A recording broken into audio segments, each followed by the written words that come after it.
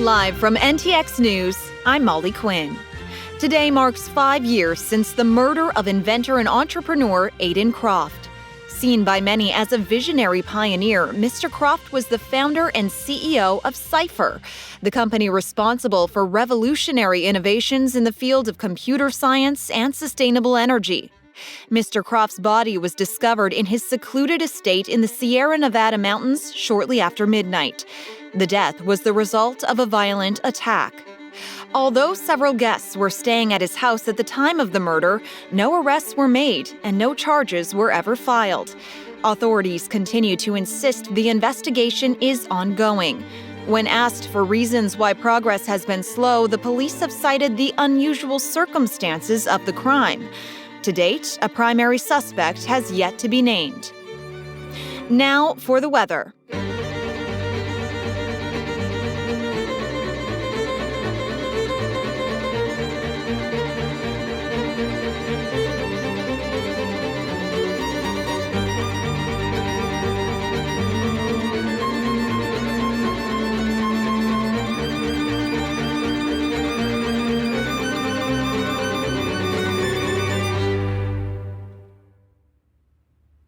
Episode 1. Who killed Aiden Croft?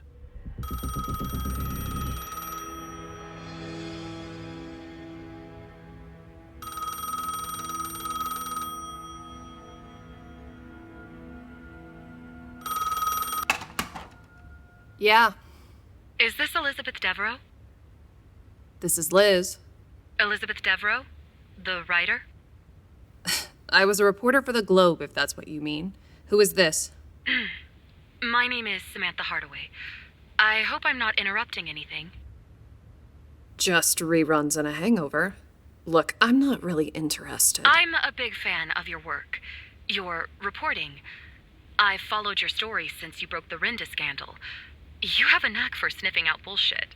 I'm sorry to hear you're no longer at the Globe. Writing listicles wasn't for me. I write books now. I hadn't heard. No one has. I'm still waiting for a publisher to call me back. I might have a story for you, if you're interested. And what would that be about? Murder. Hardaway. Should I know that name? Not likely. But you should know the name Aiden Croft. Sure. He was that inventor, out in California? He was also my husband. Oh, I didn't realize. I'm sorry. Is there something I can do for you? Are you familiar with the events surrounding his death? Well, I remember seeing the stories on the news, but I didn't follow it. He was stabbed, right? But no suspects, if I recall. There were plenty of suspects, but no arrests. Listen, Miss Croft. Call me Samantha. Right. Samantha. Look, I'm not a detective, and it's been years since I've covered crime, even at the Globe. Maybe the police can help you. The police have given up on this. It's been 5 years. It's possible something could come to light eventually, but, well, I can't wait that long. I don't have that long. What are you not telling me?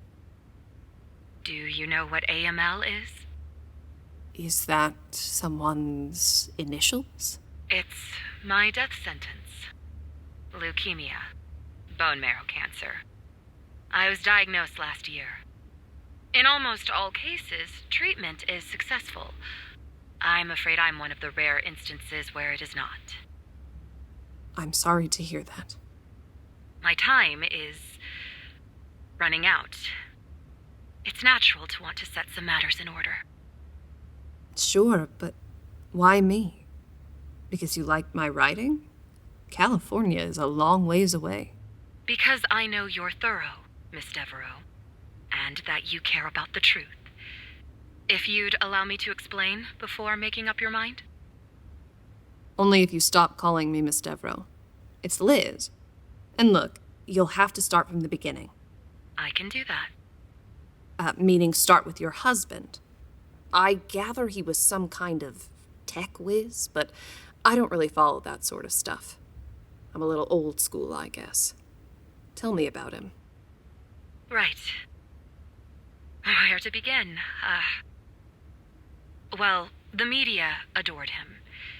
They saw him as some kind of genius. A tech whiz, like you put it. He was Thomas Edison to them.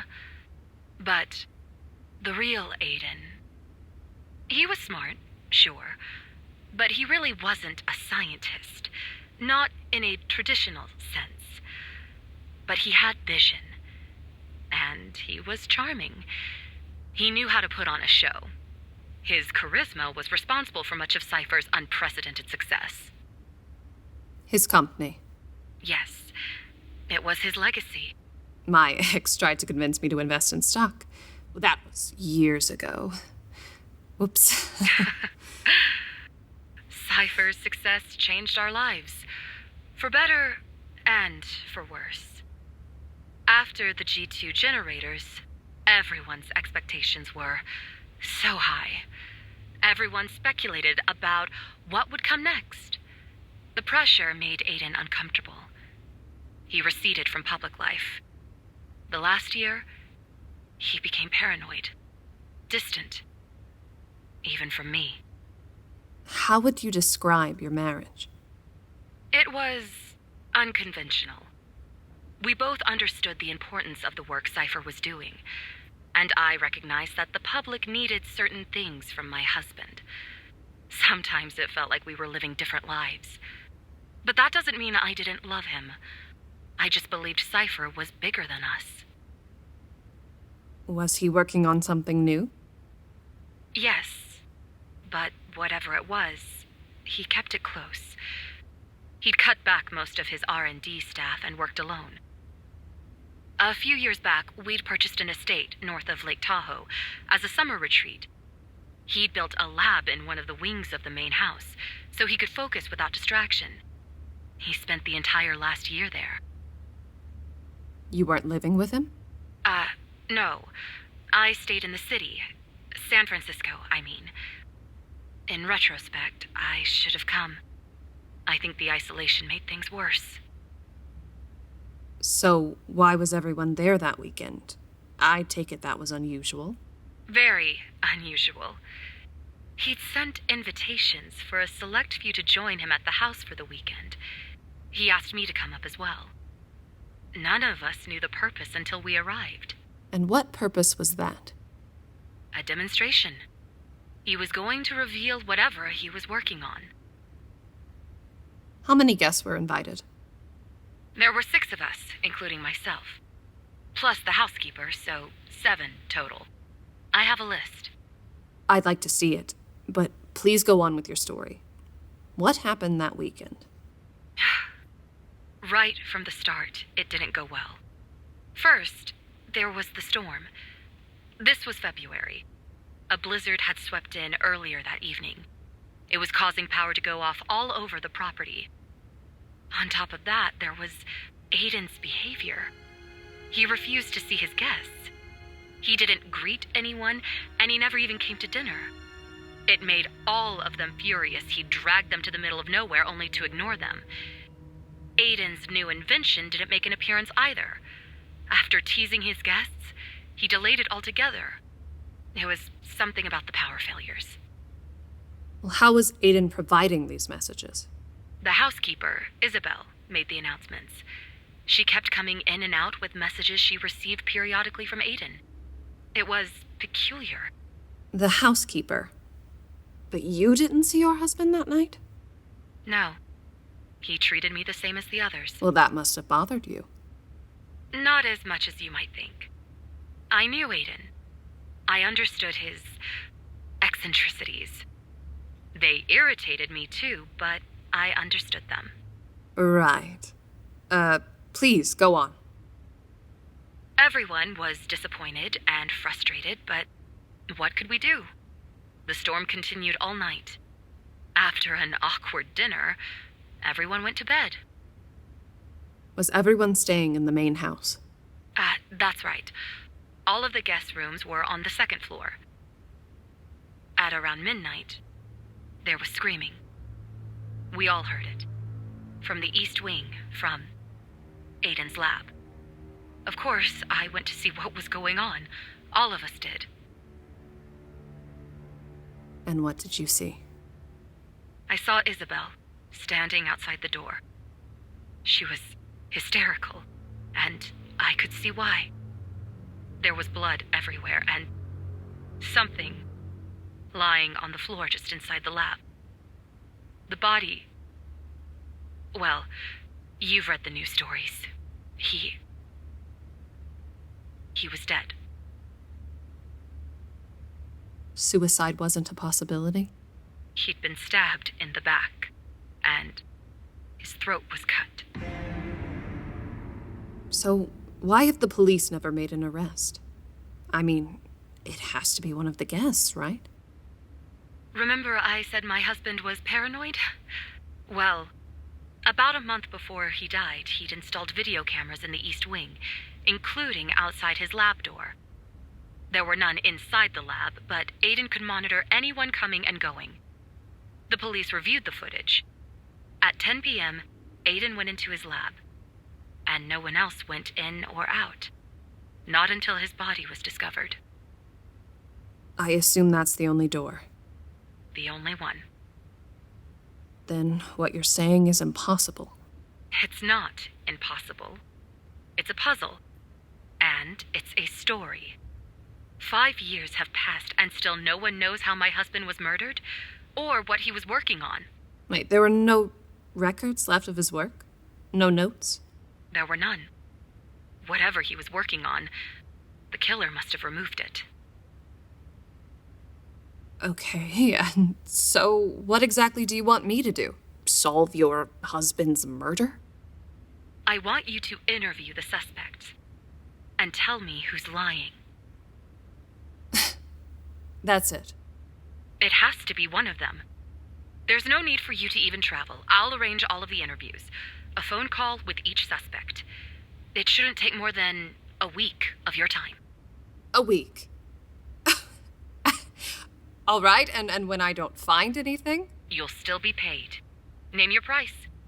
But if you do find something, then you're free to use the transcripts to tell the story.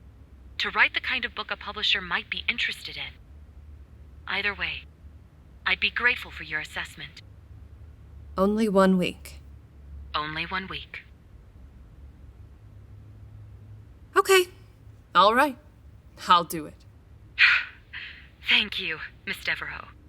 If there's any other questions, anything, don't hesitate to let me know. Oh, like I said, please call me Liz. Oh, and believe me, I'll have plenty of questions. I'll have a million questions. But Samantha, I can't promise any answers. I hope you understand that. Yes, of course. Okay, then. Send me the names and phone numbers. Let's get this started.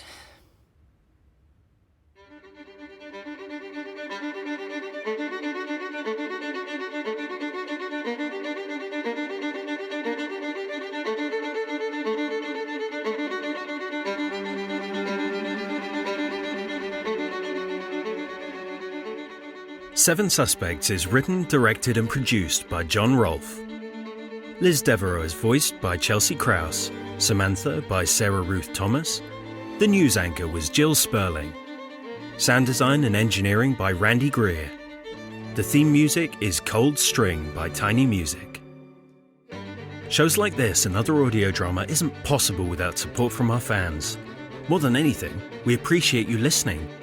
If you've been enjoying so far, please take the time to rate the show on Apple, Spotify, or wherever you listen. This goes a long way to helping us reach other listeners. If you have a theory about who did it, we'd love to hear from you.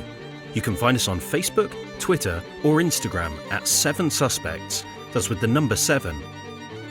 You can also email us at 7suspectspodcast@gmail.com. Remember, that's the number 7, Please be sure to tune in for our next episode, The Detective. Until then, I'm Alex Eller. Thank you for listening, and good night.